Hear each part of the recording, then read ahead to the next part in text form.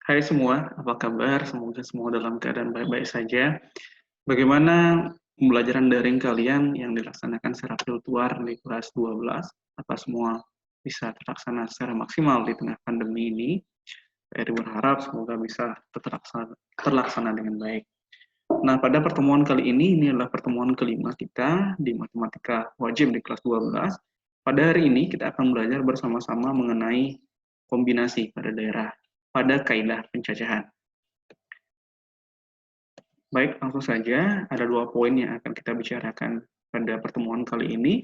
Yang pertama adalah konsep kombinasi pada kaidah pencacahan, kemudian yang kedua adalah latihan soal dan cara penyelesaiannya seperti apa. Kita langsung saja ke konsep kombinasi pada kaidah pencacahan. Kombinasi adalah sebuah cara menggabungkan beberapa objek dari suatu kelompok atau grup tanpa memperhatikan urutannya. Biasanya disimbolkan dengan C. Sekali lagi, tanpa memperhatikan urutannya. Berbeda dengan permutasi, nah khusus untuk dipermutasi benar-benar memperhatikan urutan. Jika ada objek yang hanya berbeda urutan, maka tidak diperbolehkan atau dianggap sama objeknya. Nah, khusus untuk kombinasi, misalkan 1, 2, 3 dipandang sama dengan 2, 3, 1, dan 3, 1, 2. Teoremanya seperti ini. Misalkan N dan K, bilangan bulat non-negatif dengan K kurang dari sama dengan N, maka sekali lagi K-nya harus kurang dari atau sama dengan N. Banyaknya kombinasi K unsur dari N unsur berbeda tanpa pengulangan, selagi tanpa pengulangan ditentukan dengan rumus. Nah, ini dia. Kombinasi NK dapat ditulis seperti ini juga bisa, kemudian seperti ini juga. Sama artinya, kombinasi NK. Sama dengan N faktorial per K faktorial dalam kurung N min K faktorial. Nah, ini adalah proses penyelesaian dari kombinasi. Kita langsung ke contoh soal dan bagaimana pembahasan termasuk penyelesaiannya. Dalam suatu ujian, setiap siswa diharuskan menjawab 4 soal dari 7 soal yang disediakan. Jika seorang siswa memilih secara acak soal yang akan dikerjakannya, berapa banyak cara atau pilihan untuk mengerjakan soal ujian tersebut? Pertanyaan Pak Eri, yang pertama, apakah ada syarat untuk mengerjakan soal tertentu? Misalkan nomor 1, nomor 3, ada atau tidak? Nah, tidak. Soal ini jadi bebas dikerjakan dari mana saja, bisa. Maka dari itu, dalam kasus di atas, urutan nomor-nomor soal diabaikan, seperti yang Pak Eri bilang tadi. Sehingga banyak cara untuk mengerjakan 4 soal dari 7 soal ujian adalah kombinasi dari 4 soal, kombinasi 4 soal dari 7 soal. Dengan kata lain, kombinasi 7-4. Ya, kombinasi 7-4. Bagaimana penyelesaiannya? C, 74, ini kombinasi 74 sama dengan 7 faktorial per 4 faktorial ini adalah yang di bagian belakangnya. K-nya dalam kurung N min K, 7 dikurang 4 faktorial. 7 faktorial per 4 faktorial, ini 7 dikurang 4 adalah 3 faktorial.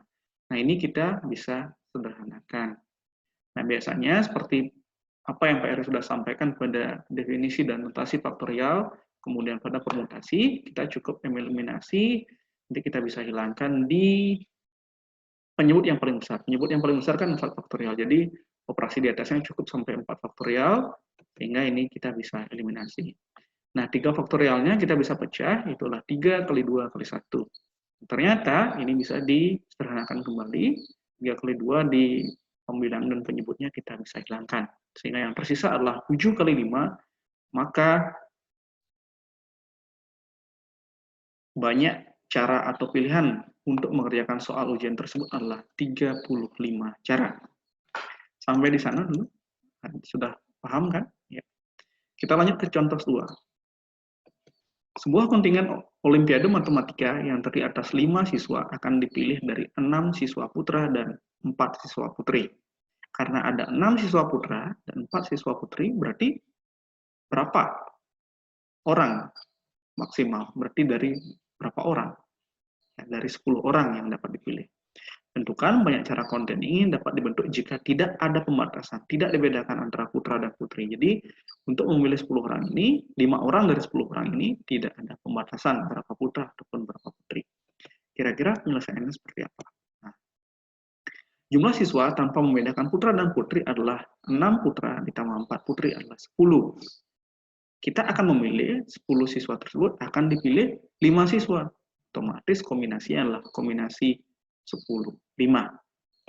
Nah, bentuk penyelesaiannya seperti ini. Kombinasi 10, 5 sama dengan 10 faktorial per 10 faktorial dalam kurung 10 kurang 5 faktorial. Oh, Pak Eri ralat. Ini 5 faktorial. Yang ini ya, ini 5 faktorial.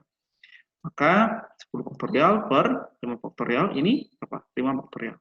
Nah, karena pemilihannya sama-sama ini 2 faktorial, terserah dieliminasi bagian mana. Nah, kita eliminasi bagian depannya saja. Maka cukup operasinya sampai 10 kali 9 kali 8 kali 7 kali 6 kali 5 faktorial. Ini kita eliminasi. Nah, 5 faktorial yang di bagian kanannya, di penyebutnya kita pecah. 5 kali 4 kali 3 kali 2 kali 1. Ada yang bisa disederhanakan lagi? Ya, ini 8, 4 sama 2-nya bisa. Ya. Ini sebenarnya 10-nya juga bisa dengan 5. 9-nya juga bisa dengan 3. Ya, silakan. Tinggal mengalihkan, pemilangnya kalikan semua, kemudian dibagi dengan penyebutnya, dikalikan semua. Hasilnya adalah 252 cara. Kita lanjut ke contoh 3. Sebuah kontingen Olimpiade Matematika yang terdiri atas 5 siswa akan dipilih dari 6 siswa putra dan 4 siswa putri. Ini soal yang sama sebenarnya, hanya saja pertanyaan yang berbeda. Tentukan banyak cara kontingen ini dapat dibentuk jika kontingen memiliki tepat 2 siswa putra. Berarti siswa putranya harus tepat 2. Berapa cara yang dapat dilakukan atau pemilihannya? Penyelesaiannya seperti ini. Syarat yang pertama adalah 2 siswa putra dapat dipilih dari 6 siswa putra. Maksimalkan ada 6. Berarti kombinasi 62.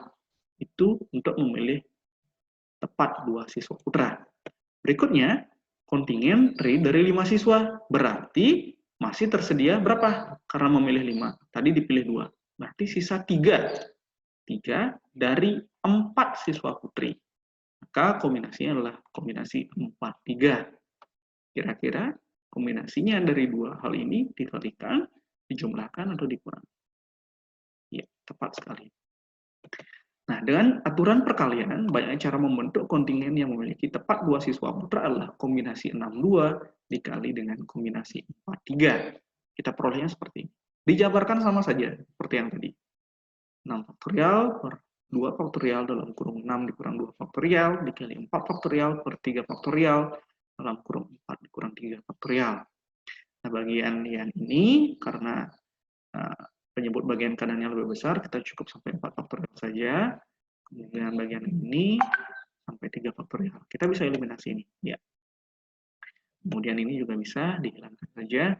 Masih tersisa, ini diseranakan bisa 6 bagi 2 berapa? 3. Ya, 3 kali 5, 15. Kemudian bagian kanannya sisa 4. Berarti 15 kali 4 adalah 60. Nah, sampai di sana dulu. Ada pertanyaan? Nah, latihan soal. Nah, untuk maksimalkan pemahaman kalian, besok pada pertemuan secara daring di WhatsApp Group kita akan diskusikan ini. Yang pertama, pertanyaannya adalah, dalam suatu pesta, terdapat 10 orang yang saling berjabat tangan satu sama lain. Berapa banyak jabat tangan yang dapat dilakukan pada pesta tersebut? Nah, soal yang nomor 1 ini kita akan diskusikan di WhatsApp Group. Nah, soal yang nomor 2 dan nomor 3, ini kalian buat tugas secara individu, dikumpul di Google Classroom, nanti maksimal 3 hari setelah pembelajaran dilaksanakan.